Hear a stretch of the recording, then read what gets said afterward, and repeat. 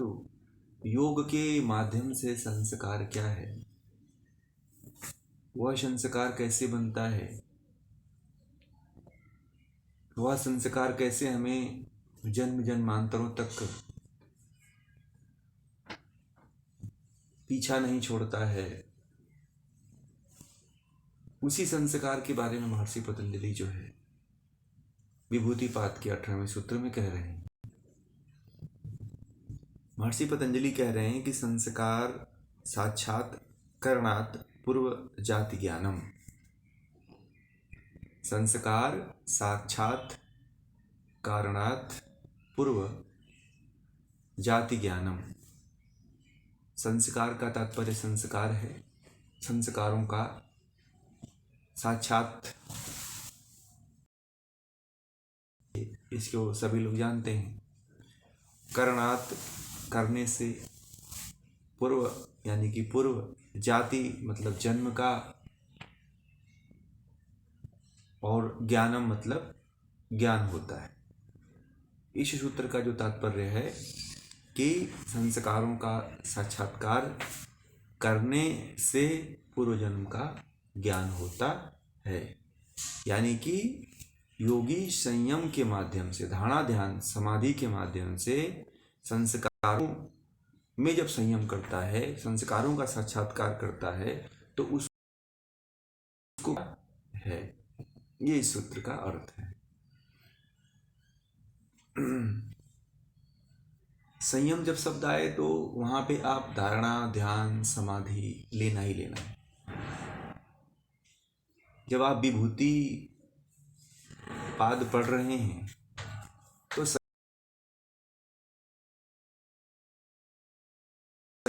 इस संयम में धारणा ध्यान समाधि एक ऐसा साधन है जिसको छोड़ा नहीं जा सकता है। बिना इसके हम संस्कार को नहीं जान सकते। संस्कार को जानना है तो हमें धारणा ध्यान समाधि से होकर के गुजरना पड़ेगा। संस्कारों को जान सकते हैं, समझ सकते हैं, या आगे उसका एक क्रिया रूप दे करके इसको कर भी सकते हैं।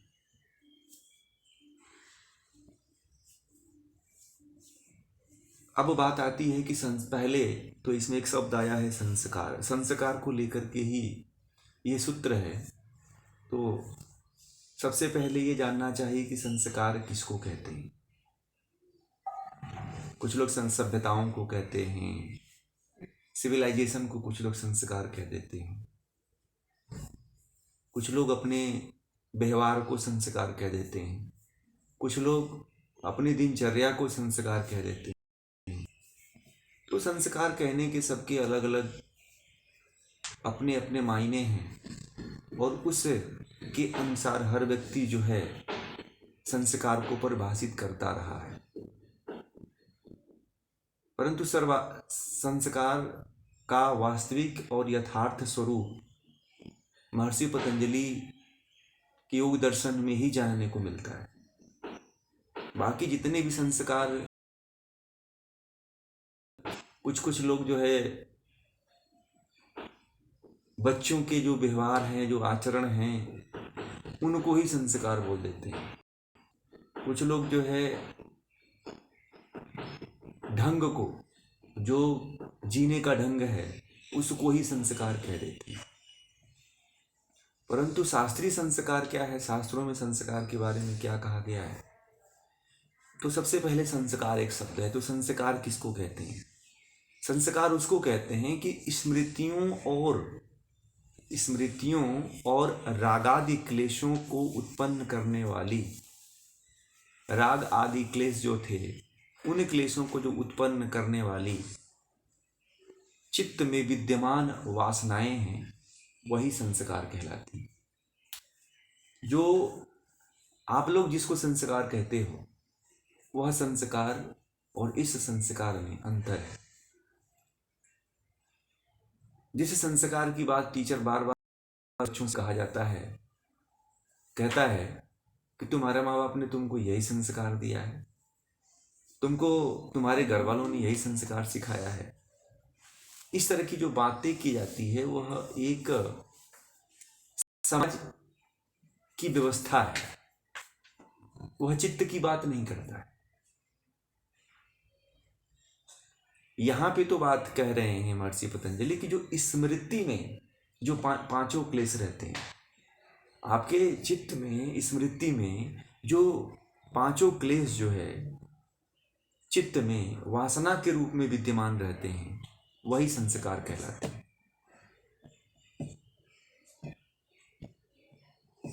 ध्यान रखिएगा इसको कि संस्कार किसको कहते हैं।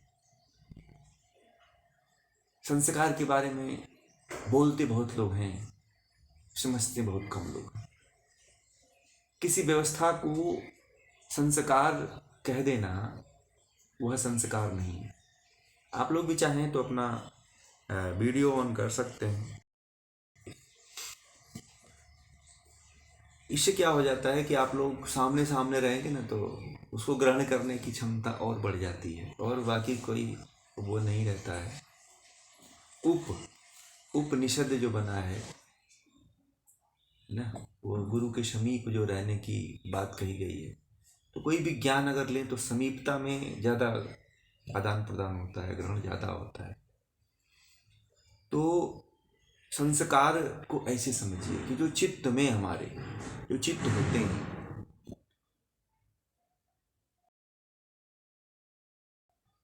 एक ही जन्म के नहीं, इसी जन्म के नहीं, पूर्व जन्म के भी जो संस्कार रहते हैं, पूर्व जन्म की भी जो कुत्सित भावनाएं रहती हैं, कुत्सित विचार रहते हैं,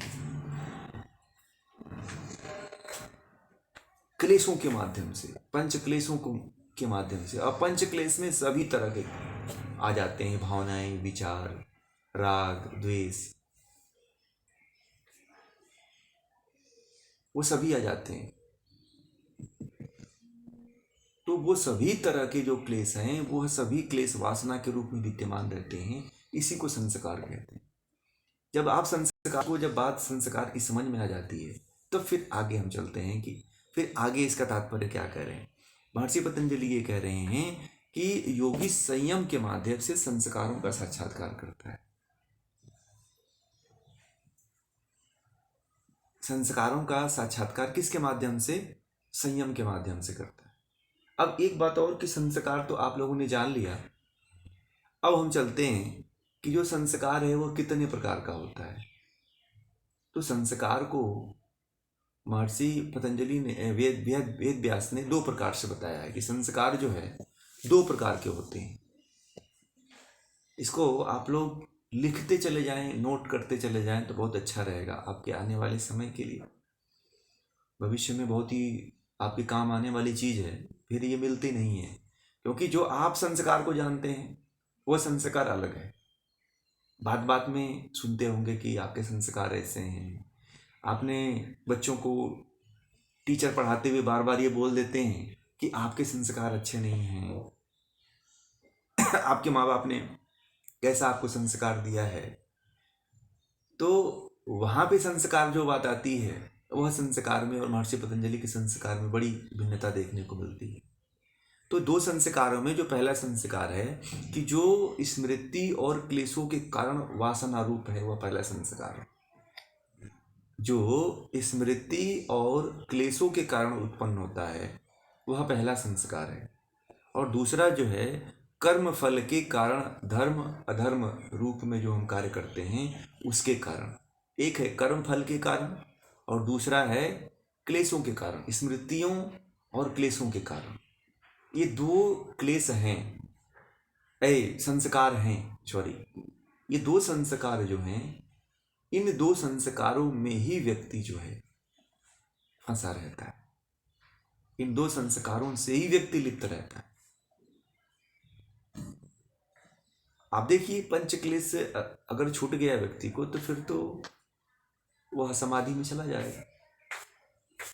समाधि में जाने के संप्रजात समाधि से होते हुए असंप्रजात समाधि में वैराग्य को प्राप्त करके, विवेक को प्राप्त करके वो पहुंच जाता है जब क्लेश नष्ट हो जाते हैं तो।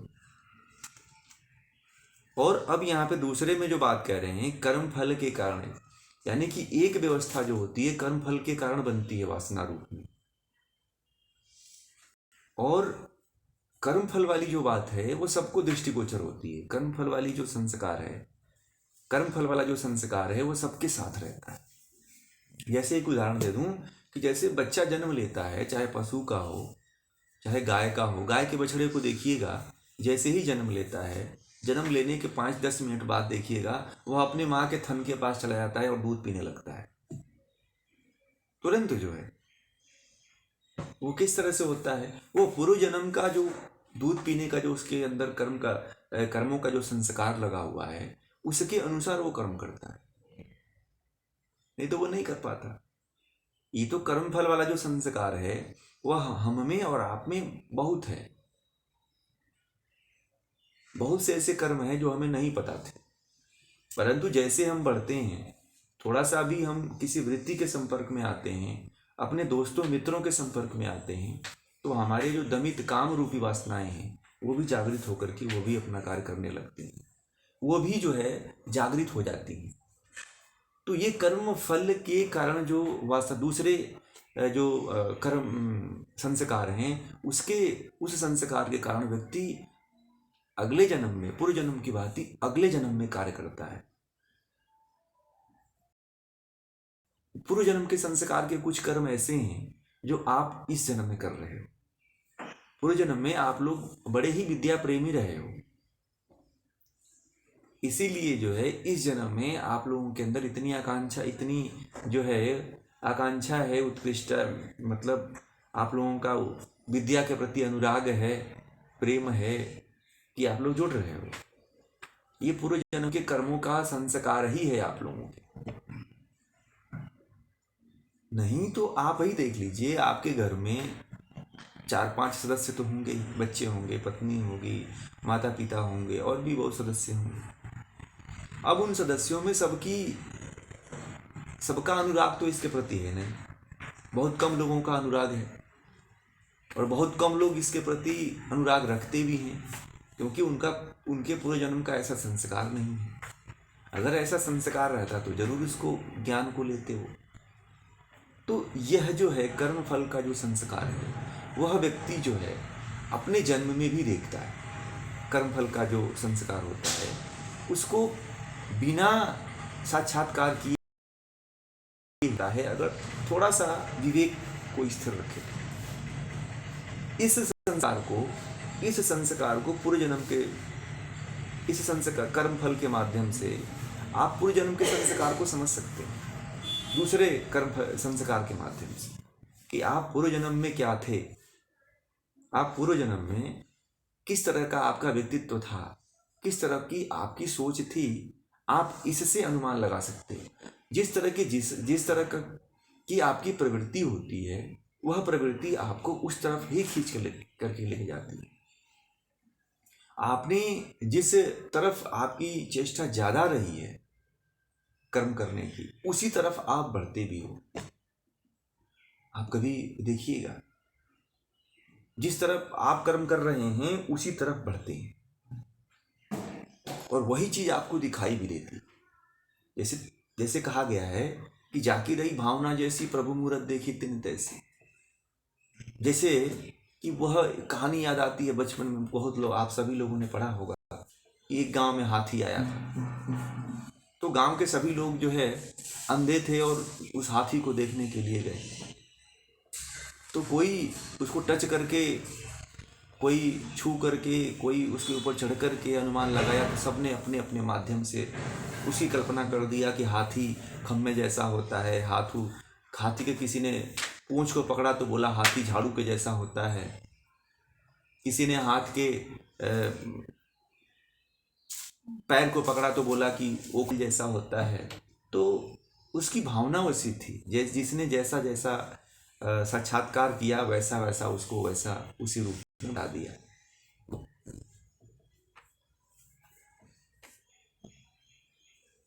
तो ये कर्मों का जो है, ये कर्म जो होते हैं, कर्म फल के वह आप उसका साक्षात्कार आप इसी जन्म में कर सकते हैं।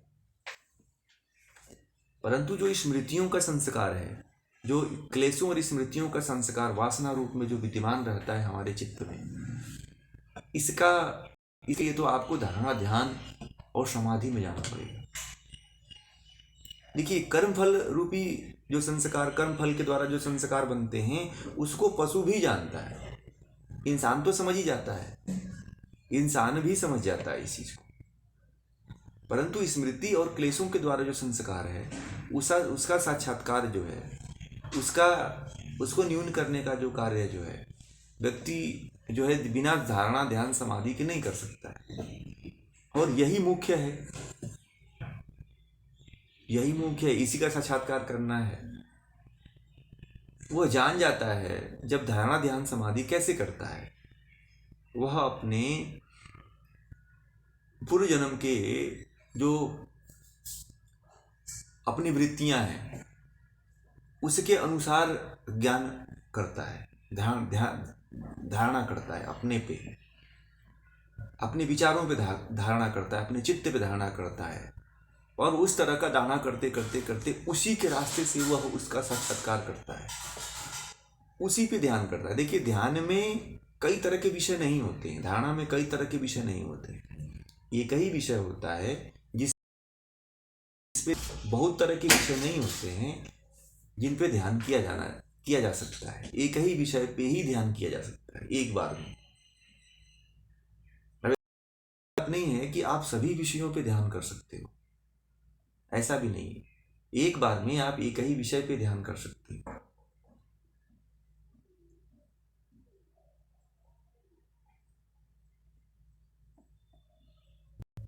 ये और दूसरी चीज आपको बता दें, जो दोनों प्रकार के जो कर्म हैं, एक क्लेशों के माध्यम से और एक कर्म फल के कर्म फल के कारण धर्म अधर्म रूपी जो कर्म होते हैं उसके, ये दोनों जो संस्कार हैं वो पूर्व जन्म के संचित होते हैं। ये पूर्व जन्म के संचित होते हैं, आपको ये भी बता दें, ये पूर्व जन्म में के होते हैं, ये इस जन्म के नहीं होते हैं, ये भी ध्यान रखिएगा। जो स्मृतियां होती हैं और स्मृतियों और क्लेशों का जो वासना रूप संस्कार होता है वो पूर्व जन्म का होता है। और कर्म फल का जो संस्कार धर्म और अधर्म रूप में होता है वह भी पूर्व जन्म का होता है। वर्तमान जन्म का जो संस्कार है वह बहुत कम परिलक्षित होता है, वो भी परिलक्षित होता है, वो भी दिखाई देता है आपको। अभी इस समय जो आप कर्म कर रहे हैं तो उसका तुरंत अभी आपको नहीं दिखाई देगा। कुछ कुछ तो ऐसे कार्य हैं, जैसे मान लीजिए जो अभी आप ये योग दर्शन का अध्ययन कर रहे हैं तो ये आपको तुरंत भी दिखाई दे रहा है और बाद में भी दिखाई देगा। अभी कोई कह दे कि मैं तुरंत इसको पढ़कर के मोक्ष प्राप्त कर लूं तो ये तो संभव नहीं है। ये तो इसका संस्कार तो बाद में आपके ऊपर बनेगा और उस संस्कार के माध्यम से जो है आप इसकी साधना आगे करोगे। आप अभी नहीं हो सकता है, अभी होगा, अभी भी हो सकता है जब आपके अंदर वैसी क्षमता हो, जब आप उस तरह का वैराग्य रखते हो, उस तरह का अभ्यास रखते हैं, उस तरह का विवेक रखते हैं, तो इस जन्म में भी वो चीज संभव है। परंतु इस तरह का उस तरह का अगर अभ्यास आपका नहीं है तो फिर अगले जन्म में हो सकता है कि आप अगले जन्म में जाकर के वैसी साधना करो, फिर उस जन्म में आप इन संस्कारों का साक्षात्कार करो। इस जन्म में तो संभव नहीं है, अभ्यास करना पड़ेगा आपको। ये जो बीज आप डाल रहे हैं, ये जो संस्कार आप डाल रहे हैं, यह संस्कार आपको अगले जन्म में मिल जाएगा। बहुत लोग मुझे कहते हैं, जैसे बहुत लोग, एक जगह मेरी और क्लास हो रही थी, वहाँ पे एक 72-73 साल की महिला थी, वह पढ़ने के लिए आई। तो कुछ लोगों ने पूछा कि अभी इस उम्र में क्या करेगी दादी, अब तो तू राम राम जप, अब पढ़ के क्या करेगी। अब कुछ लोगों ने उसको बोला, तो मेरे पास आई, बोली कि यहाँ पे कुछ लोग बोलते हैं कि क्या पढ़ेगी, अब तू घर पे आराम कर, पढ़ लिख के क्या करोगी अब। तो मैंने कहा कि ये तो आप अपना संस्कार बना रही हैं पूरे जन्म के लिए, और आप इस जन्म में जो पढ़ रही हैं वह अगले जन्म में आपको संस्कार के रूप में मिलने वाला है। इसको आप जब तक प्राण है आपके शरीर में तब तक पढ़िएगा। तो बोली नहीं था, मगर आपने जो बताया इससे हमें और भी आनंद आ रहा है पढ़ने का। तो उन्होंने जो है पूरे जो है जो विषय मैं पढ़ा रहा था उस पूरे विषय का उन्होंने अध्ययन किया। और जो रेगुलर पढ़ने वाले थे उन लोगों से कहीं ज़्यादा उनकी समझ, मैंने देखा कि उन्होंने काफ़ी गहराई में समझा है इस चीज़ को। तो कभी भी जो आप जो कर्म कर रहे हैं उस कर्म के करिए कि क्योंकि ये कहीं ना कहीं रिकॉर्ड हो रहा है। एक दिन बाद मैंने कहा था कि व्यक्ति को ये पता जब चल जाता है, लिखा रहता है दीवारों पे कि सतर्क रहें, आप सीसीटीवी कैमरे की नज़र में हैं। जैसे ही व्यक्ति जब ये पढ़ता है तुरंत सतर्क हो जाता है कि मैं कुछ ऐसा कार्य ना करूं। होता है कि नहीं होता है? आप लोगों ने देखा होगा कि जब पता चल जाता है कि मेरे सामने कैमरा है या ये पता चल जाता है कि कैमरा चल रहा है तो तुरंत आप सतर्क होकर के पहले जैसी एक्टिविटी नहीं करते हैं। आप थोड़ा उसमें आप सुधार कर लेते हैं, नहीं नहीं थोड़ा सब लोग देखेंगे, लाइव हो रहा है, ऐसा मत करो। ऐसा ही हम लोग कर देते हैं, सभी लोग लगभग कर लेते हैं कि कैमरे की नज़र में रिकॉर्डिंग होगा तो लोग देखेंगे तो क्या कहेंगे। सब लोग यही करते हैं।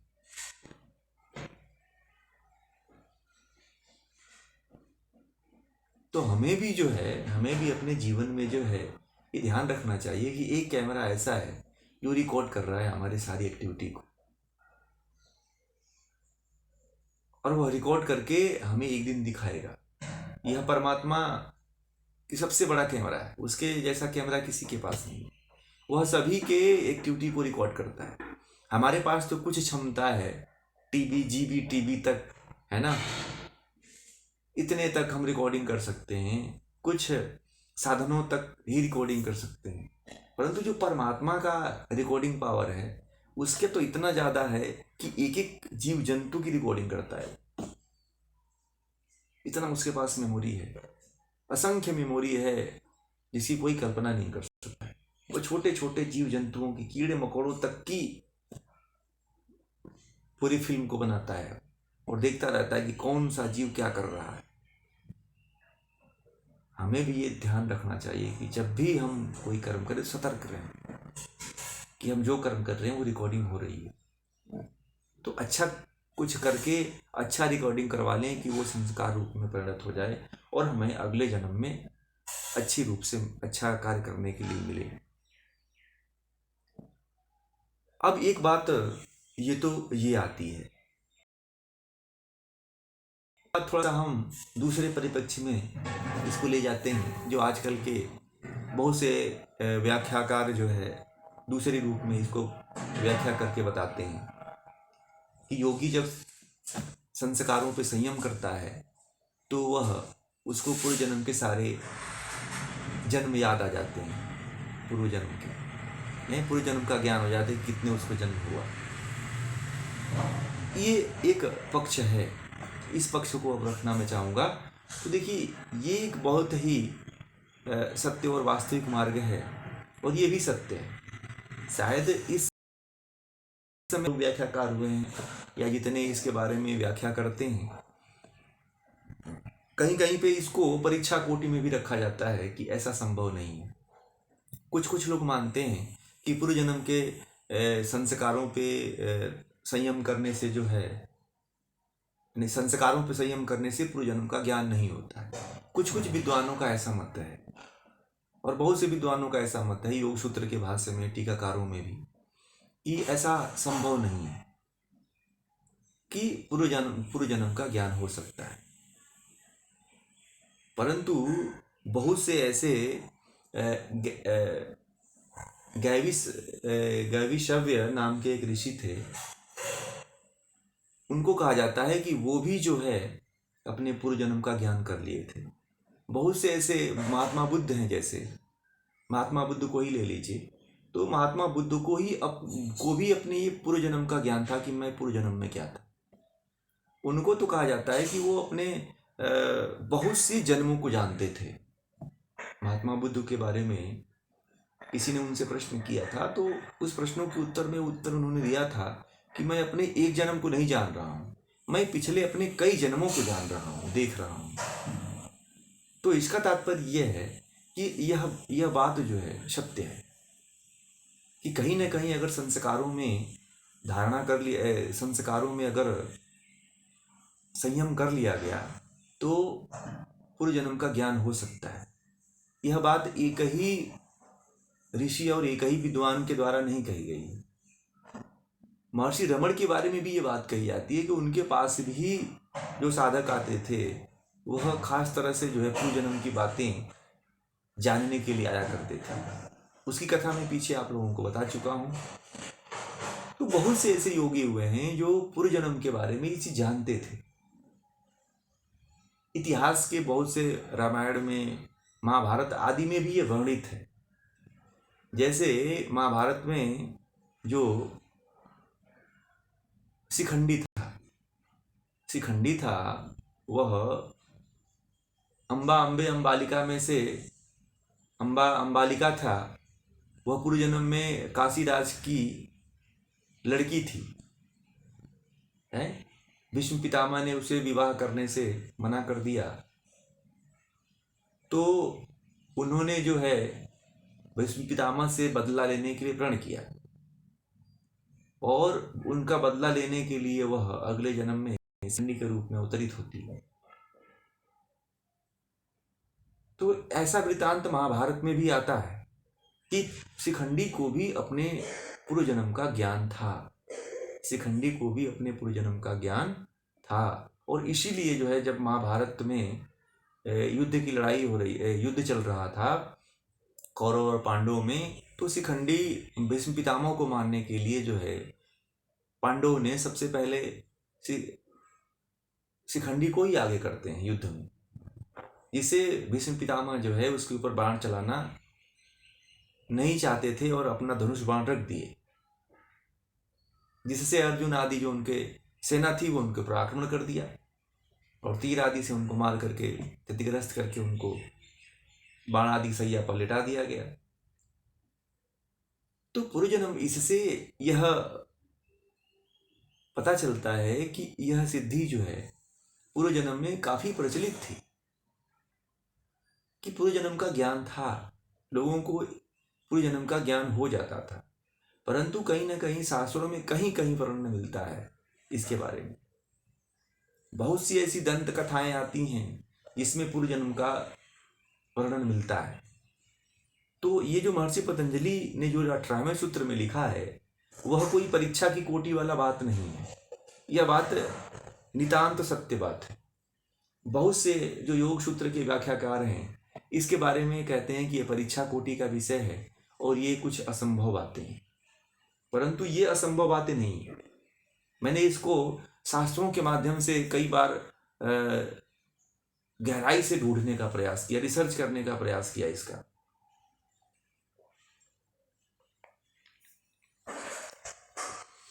कई बार मैंने इस चीज को जानने का प्रयास, कई बार सिद्धियों पे मैंने बहुत गहरा अपना एक रिसर्च शोध रखा है कि क्या ये सिद्धियों के बारे में। मैंने बहुत से व्याख्याकारों को पढ़ा तो बहुत से व्याख्याकार इसके पक्ष में नहीं थे। उन्होंने कहा कि ये सिद्धियों के बारे में कुछ कहीं दूसरे तरफ से लिख दिया गया है, कहीं दूसरी बातें अलग अलग तरीके से लिख दी गई है।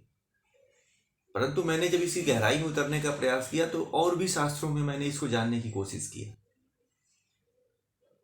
तब मैंने देखा कि ये जो सिद्धियां हैं ये वास्तव में ये महर्षि पतंजलि ने कहीं कोई अतिशयोक्ति के रूप में नहीं लिखा है।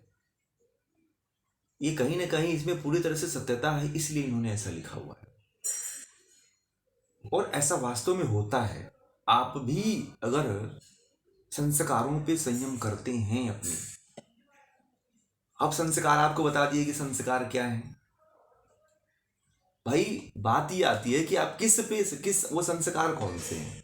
अब जिसको यही नहीं पता है कि संस्कार किसको कहते हैं तो वह व्यक्ति जो है कभी भी ध्यान नहीं कर पाएगा, वह व्यक्ति जो है कभी भी संयम नहीं कर पाएगा, धारणा ध्यान समाधि नहीं लगा पाएगा। जब धारणा ध्यान समाधि नहीं लगा पाएगा तो संस्कारों का साक्षात्कार कैसे करेगा। संस्कारों का साक्षात्कार जब नहीं करेगा तो उसे पूर्व जन्म का ज्ञान नहीं हो पाएगा। इसलिए पहले जानना जरूरी है कि मैंने आपको सबसे पहले संस्कार बता दिए कि संस्कार किसको कहते हैं। संस्कारों में भी 2 प्रकार के संस्कार होते हैं, उसको भी बता दिया। तो जब आपको इन संस्कारों के बारे में जब आपको पता चल गया तो आप अब आसानी से संस्कारों पे धारणा ध्यान समाधि कर सकते। ये मैंने ऋषियों के अनुसार ही बताया, ये मेरा इसमें कुछ भी नहीं है। तो आप भी इन, जैसे महर्षि पतंजलि ने बताया है, उस तरह से धारणा ध्यान समाधि करके उस तरह की सिद्धि आप भी प्राप्त कर सकते हो। ये कोई बहुत बड़ी बात नहीं है। साधना, साधक जो होता है वो जैसे जैसे आगे बढ़ता है उसको ये सारी सिद्धियों के बारे में परिचय होता है, सभी सारी सिद्धियों से परिचित होता भी है वो, ऐसा नहीं है। तो इसलिए जो है संस्कारों को पहले समझिए कि हमारे संस्कार कैसे हैं, फिर उन संस्कारों पे आप धारणा कीजिए, फिर उन संस्कारों पे आप ध्यान कीजिए। एक ही संस्कार को लीजिए आप, फिर उसमें धारणा करिए, फिर ध्यान करिए, फिर समाधि अपने ध्यान में खो चलती है, और फिर वो एक दिन साक्षात्कार हो जाएगा कि मेरा पिछला जन्म क्या था, मैं पिछले जन्म में क्या था। महर्षि रमन ने एक बार, एक उनके पास एक महिला आई तो यही विद्या बताए थे, धारणा ध्यान समाधि ही बताए थे। कोई और टेक्निक नहीं उनके पास था कि कोई ऐसा हाथ से हाथ टच कर दिए, कोई ऐसी विद्या फूंक दिए, या हवा से फूंक दिया, पानी फूंक दिए तो वो उसके पूरे जन्म का ज्ञान हो गया। नहीं, कोई भी साधक है, कोई भी व्यक्ति है, किसी भी चीज का साक्षात्कार करने के लिए, जानने के लिए स्वयं मेहनत करनी पड़ती है, स्वयं चाहिए, तभी जा करके वह जो है इस चीज का साक्षात्कार करता है। तो आप भी जो है संस्कारों में जब धारणा ध्यान समाधि लगाएंगे तो आपको भी पूर्व जन्म का आभास होगा। मैं बार बार ये कहता हूं कि अपनी प्रवृत्ति को पहचान करके देखिए आप पूर्व जन्म में क्या थे। बहुत दूर जाने की बात नहीं है। अगर थोड़ा सा आपके चित्त आपके कंट्रोल में है तो आप अपने व्यवहार से अपने आधे जन्म को, 25% जन्म को जान सकते हो। अपने व्यवहार से पता कर लीजिए आप किस तरह के व्यक्तित्व थे आप पूरे जन्म में। अब ये देखिए, एक चीज और बता दूं कि 84 लाख योनि, 84 योनियां हैं, तो 84 योनियों में आप अगर जीव जंतु और जानवरों की योनि से आए होंगे तो उसका आपको ज्ञान नहीं होगा। आपको ये भी बता दें, आप मनुष्य की योनि से आए होंगे तो आपको मनुष्य की योनि याद हो जाएगी। पहले मनुष्य की योनि आपको ज्ञात होगी, उसके बाद जीव जंतुओं की योनि आपको प्राप्त हो जाएगी, ज्ञात होती चली जाएगी। महात्मा बुद्ध के कहते हैं कि करीब 30-35 या 24 अपने जन्मों का, पूर्व जन्मों का ज्ञान था। महावीर के बारे में भी कहा जाता है कि 24 जन्मों का उनको ज्ञान था, कि 24 जन्म में वो क्या थे, उनको वो ज्ञात हो गया था। महात्मा बुद्ध के जीवन में बहुत सी ऐसी पुस्तकें मिलती हैं जिनमें उनके 10 जन्मों का उल्लेख मिलता है कि वो अपने 10 जन्मों में क्या क्या थे। तो ये जो है केवल संस्कारों पे ध्यान, धारणा ध्यान समाधि लगाने से ही होता है, और कोई उपाय नहीं है। आप भी प्रयास करिए, आप भी इसको जान जाएंगे। और इसको परीक्षा की कोटि में मत रखिए, इसको ज्ञान की कोटि में रखिए, इसको साधन की कोटि में रखिए, कि साधने की दृष्टि से रखिए और अपने स्तर तक रखिए कि केवल मैं ही से जानूं। बाकी इसको आप जानते भी हैं तो किसी से ज़्यादा इसका वार्तालाप न गुप्त रखने का प्रयास करिए, ना ही इसके बारे में बहुत लोगों से चर्चा किया करिए, नहीं तो बाद में भी आपको इससे समस्याएं आ सकती हैं। आप हो सकता है कि भूल सकते हो। तो सभी विद्याएं जो अपने तक सीमित रखें, और जानने के बाद ज़्यादा उत्सुकता नहीं होनी चाहिए, धैर्यता होना चाहिए। धैर्य को धारण करना बहुत जरूरी है। किसी भी ज्ञान को आप जानते हैं, प्राप्त करते हैं, तो उसमें धैर्य जरूर धरिए। तो ये जो है आज का जो संस्कार का जो है विषय था।